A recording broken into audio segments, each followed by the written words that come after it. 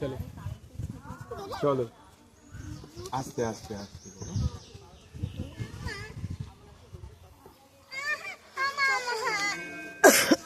কিচ্ছু হবে না, ওটা কোনো ব্যাপার না। তোমারটা কোথায়? দাও তো, ওটা আমি একটু ঠিক করে ওই করে দিই। থাক না খাবোই।